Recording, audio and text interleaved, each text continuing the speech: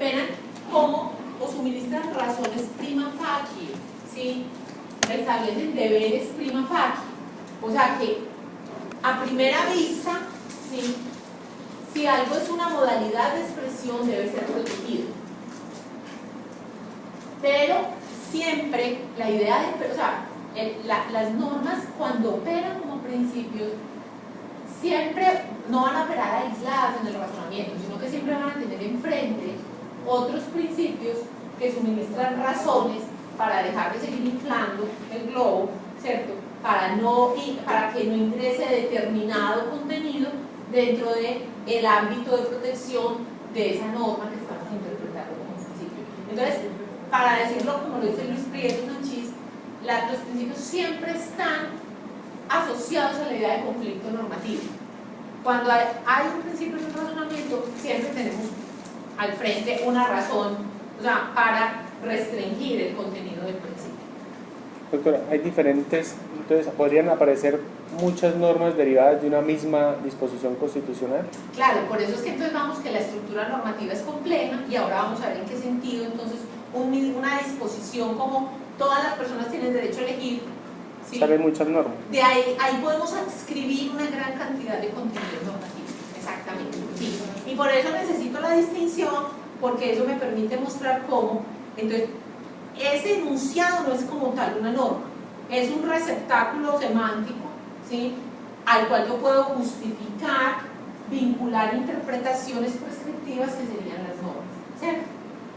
Entre tanto, una regla opera como un mandato definitivo, ¿cierto? Ya no es una razón prima facie, sino que si se da en la condición de aplicación de la regla, surge un deber definitivo de actuar conforme a lo establecido en la regla, ¿cierto?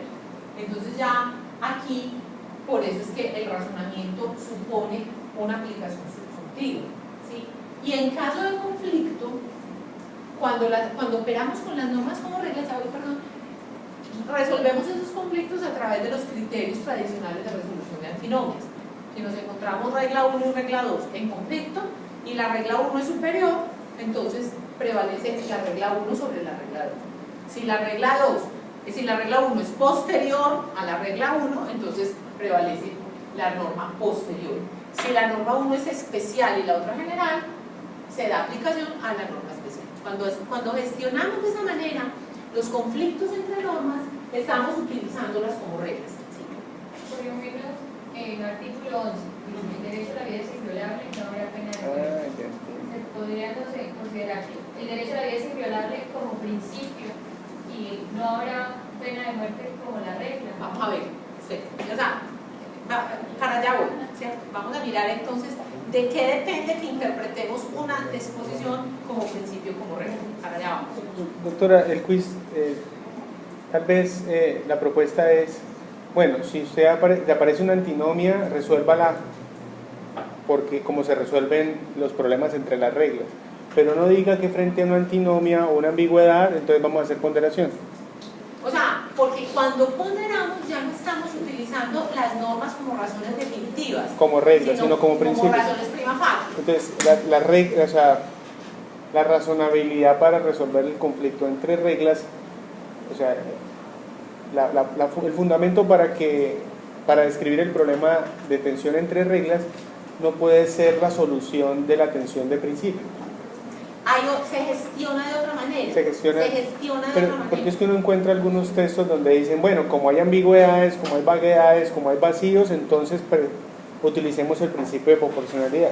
Es que por eso es que quiero... Entonces ahí hay un cortocircuito. Eso, lo que quiero es que entonces miremos con ojo crítico esas mezclas teóricas que a veces se hacen y que están muy presentes, que en la misma jurisprudencia constitucional cada rato están, ¿cierto? Y entonces listo, si vamos a estar tan proclives a ponderar, entonces eso nos compromete con una definición del contenido de los derechos fundamentales en la que entonces en principio reconozcamos un amplio contenido normativo de esos derechos para después venir a recortar.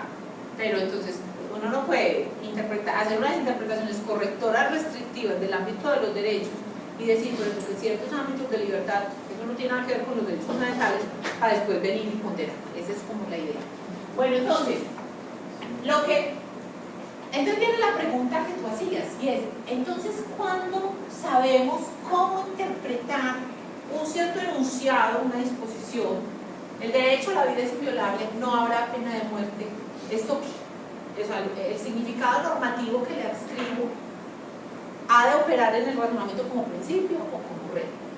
Entonces ahí viene, ha habido distintas respuestas teóricas, ¿cierto?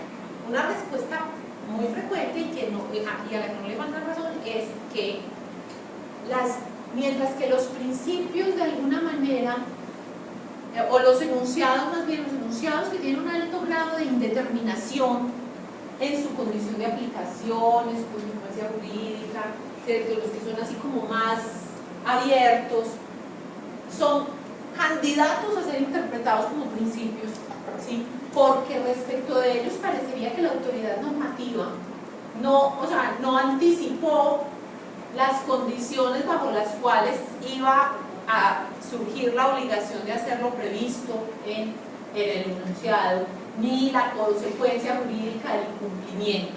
Entonces hay una razón para pensar que cuanto más indeterminado un enunciado, tanto más es candidato a ser principio. La vida es inviolable, se garantiza el libre desarrollo de la personalidad, ¿sí? Se garantiza la libertad de expresión, ¿cierto? Entonces había una razón para el principio de decir, esto pareciera que esas disposiciones siempre operan como principios.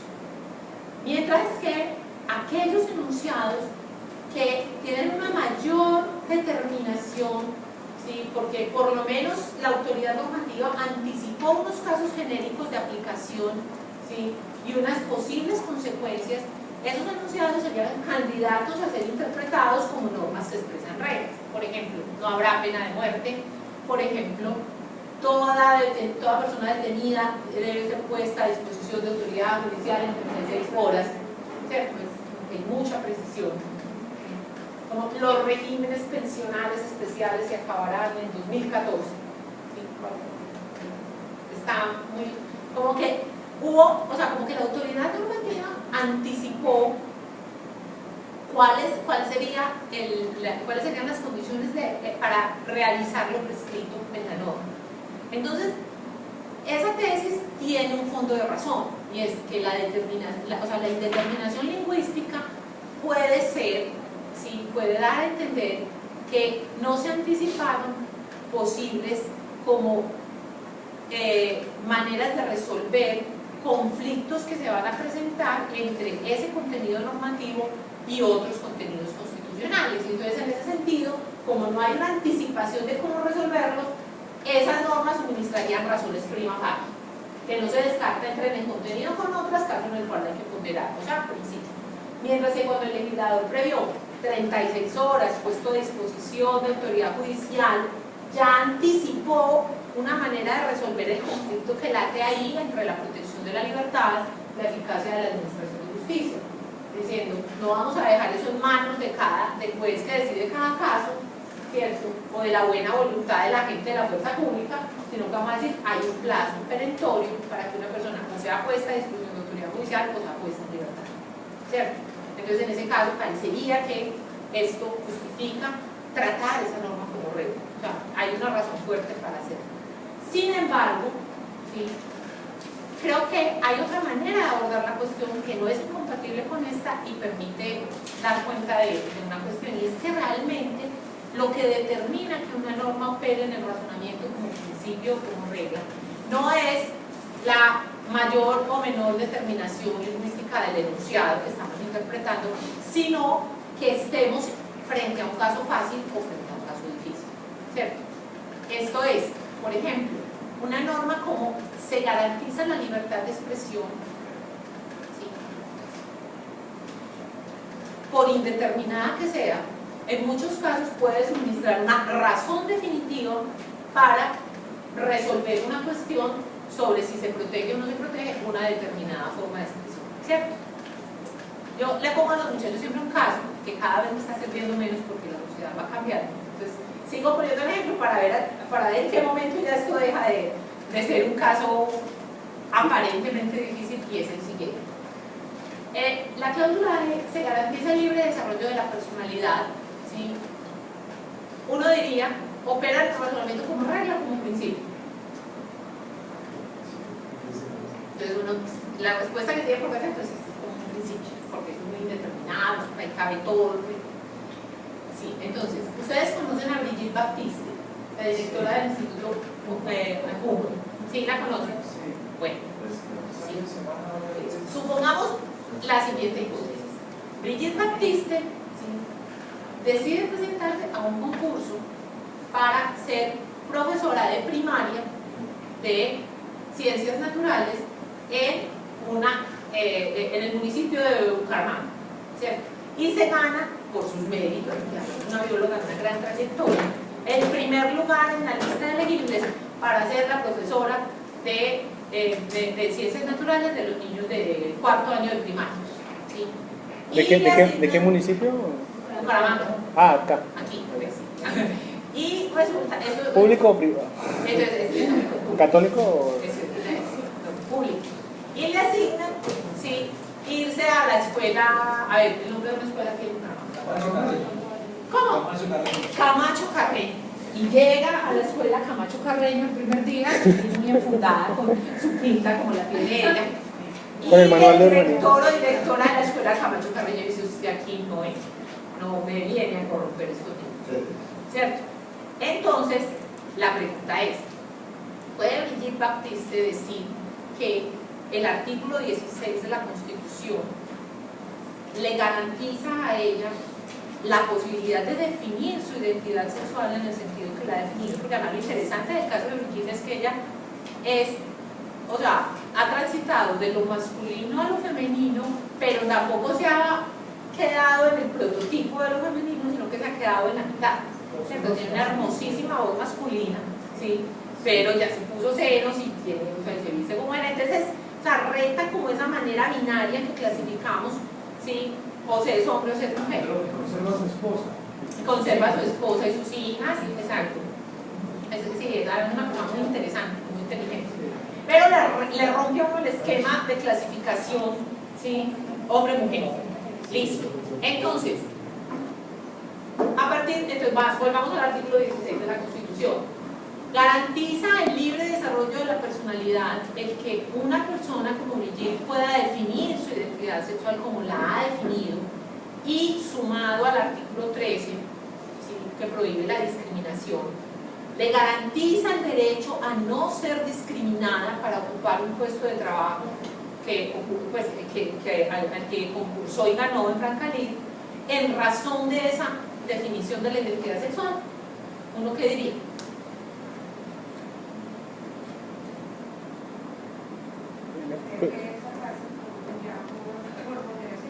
Espere, vamos a mirar, vamos a ver, ¿cierto? Entonces uno diría, bueno, suministra al menos una razón prima facie para que ella le diga a la escuela, a la directora de la escuela Camacho Carreño: no, usted es que me debe dejar entrar, oiga, me parece muy rara, pero pues yo tengo un derecho fundamental a que usted no me niegue empezar a trabajar en el cargo para el que fui elegido.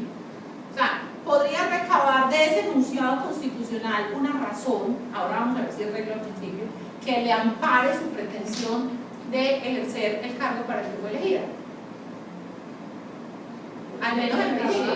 Bueno, entonces, sí, la pregunta es, allí, sí, esa razón sería una razón definitiva, esto es, ¿funcionaría el artículo 16 como una regla o funcionaría como un principio? Para que funcione como un principio, tenemos que encontrar una razón justificatoria para armar el conflicto. Y la pregunta es, ¿cuál es el derecho del niño? ¿Pero cuál? ¿A cuál? ¿Se está viendo afectado? Porque una de las mejores biólogas del país... No, los niños no, pero la rectora sí sopesaría. Por eso, pero lo que quiero decir es que el malestar de la rectora tiene que traducirse en una razón justificatoria de orden constitucional. Claro, a primera vez se dice, bueno, los derechos de los niños, bueno, ¿y cuál y por qué? A ver, ¿cuál? Estamos fundamentando el acto, ¿sí? Puede causar a los niños en cuanto incluso a su definición de inclinación sexual. ¿Quién me está dictando mi clase? ¿Es un hombre o una mujer? O sea, ¿Y eso causa? Claro, el malestar que puede generar en los menores de ellos. Pero ese malestar, esa razón contenida constitucionalmente, O sea, Es que la razón de la persona